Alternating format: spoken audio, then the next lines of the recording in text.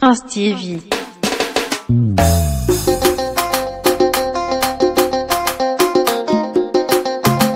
Prince TV.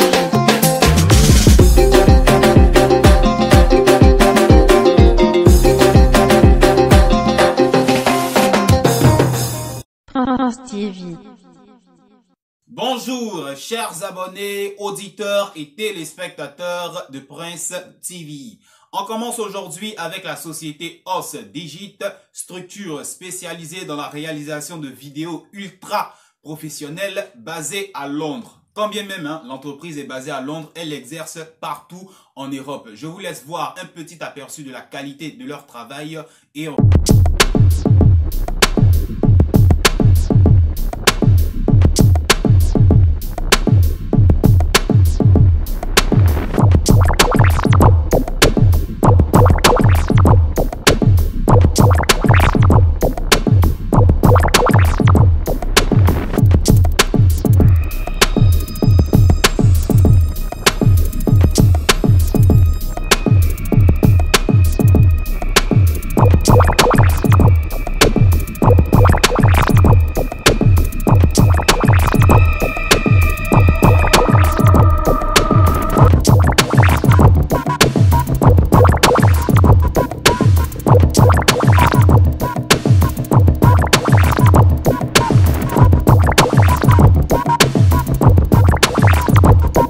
donc à visiter leur site web, à visiter leurs réseaux sociaux, à garder leurs contacts. Pourquoi pas, pour sait-on jamais, d'éventuels besoins.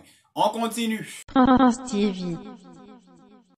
On poursuit maintenant avec le dossier qui fait beaucoup parler en Côte d'Ivoire ces temps-ci, relativement à la femme de DJ Arafat, Carmen Sama, et son rapprochement à Moulard, la vie qu'elle mène sur les réseaux sociaux, ce qu'elle nous montre. Et visiblement, les fans d'Arafat, dans l'ensemble, ne sont pas contents. On voit comment ils réagissent un tant soit peu sur les réseaux sociaux. La première phrase que je veux prononcer et que je souhaite que vous retenez, c'est que Carmen Sama ne dépend pas de la Chine populaire. La famille de DJ Arafat ne dépend pas de la Chine populaire. C'est Arafat qui était artiste, c'est lui qui dépendait de ses fans. Sa femme, ses enfants, sa mère, sa grand-mère, ses cousins, eux, ils ne dépendent pas des humeurs, du comportement, des envies de la Chine populaire. Ça là, retenez très bien ça. Premier point. Comprenez déjà par là qu'aucun Chinois n'a le droit de dicter à Carmen comment elle doit vivre.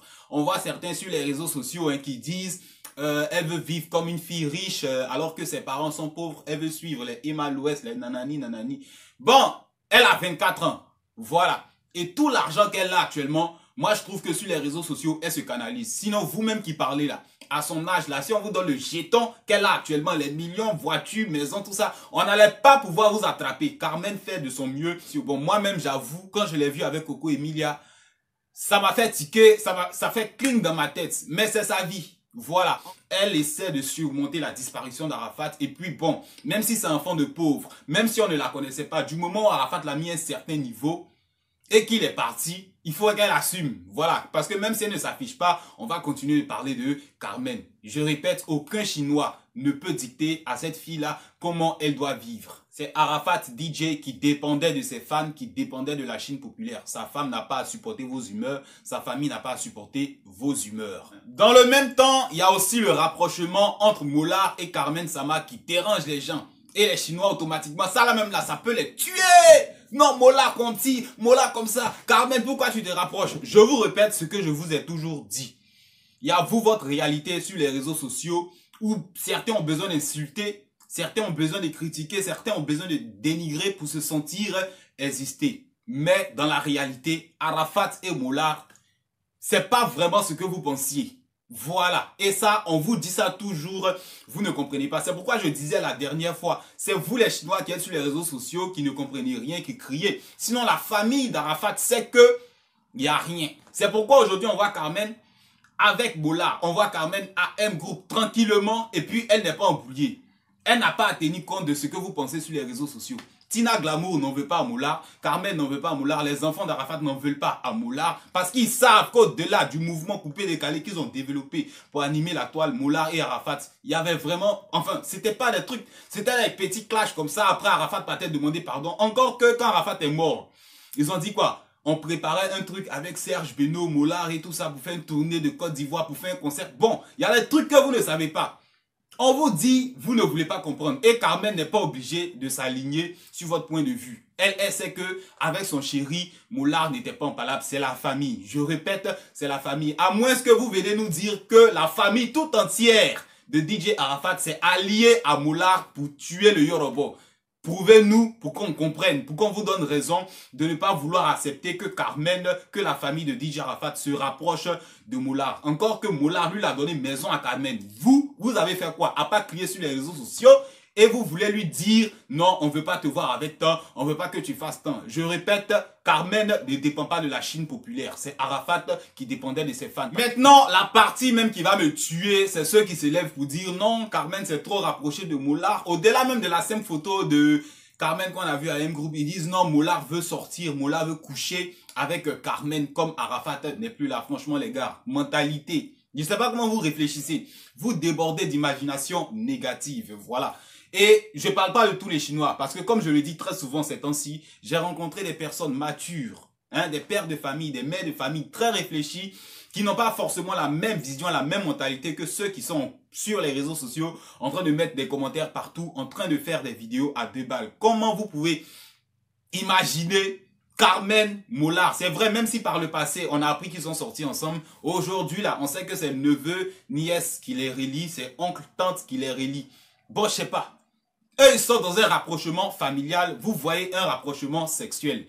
Franchement, vous débordez d'imagination. Bon, comme je le dis toujours, Moulard, il s'en fout. Et puis lui-même, il avait dit, il est le grand-père de ceux qui se font appeler la Chine parce que c'est lui qui a inspiré le nom chinois Arafat. Donc, il vous voit pas trop. Même si ce temps-ci là, il veut mettre quelques-uns en prison et trop de choses. Je répète pour terminer, la Chine populaire n'a pas à impacter le comportement, la vie de Carmen Sama. Le rapprochement entre Carmen et Moulard, c'est une histoire de famille, c'est une histoire de on était reliés par Arafat, c'est une histoire de on a des neveux, des cousins, on a le sang en commun. Ce n'est plus une histoire de non, ils vont sortir ensemble. Et je crois même que Carmen a eu à faire une interview sur Live Magazine intitulée Ma vie sans DJ Arafat. Je crois qu'elle va répondre à vos petites questions, à vos petites...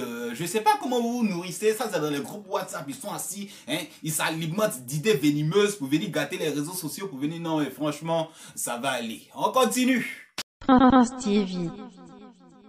On poursuit maintenant avec Claire Bailly qui s'est récemment livrée dans une interview et elle a cassé les papos sur le coupé-décalé. Elle a déclaré la sorcellerie, la méchanceté, les coups bas, en tout cas elle a tout dit. Mais derrière cela, elle nous a annoncé que dans peu de temps, elle va nous offrir un nouvel album, pas coupé-décalé. Vous connaissez sa nouvelle orientation musicale, la nouvelle vision de sa vie. Elle va nous sortir un album de chantre. Voilà, elle dit qu'elle était dans le coupé-décalé. Elle reconnaît qu'elle a perverti la jeunesse et elle invite les filles du coupé-décalé à rejoindre le Seigneur. Que coupé-décalé là, c'est sirène des eaux qui fait que les filles là, on les voit elles dansent pour nous séduire, pour nous embrouiller, pour nous traumatiser. Esprit de sirène des eaux à... Claire Bailly dit à ça dans le coupé-décalé. Trop de choses. D'ici là, on attend de voir son album à la gloire du Seigneur. Trop de choses. On continue. Prince TV. On termine ce journal maintenant avec l'ex-international ivoirien, ex-capitaine des éléphants de Côte d'Ivoire, Yaya Touré. Alors, on sait tous, il terminait tranquillement sa carrière dans le championnat chinois.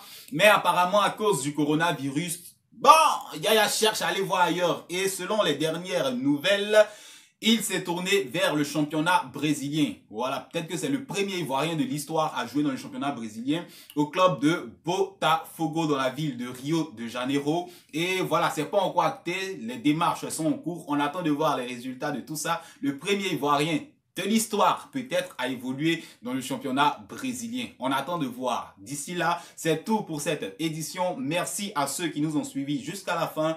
À bientôt sur notre chaîne pour de prochaines, pour de nouvelles éditions. Au revoir. Prince TV.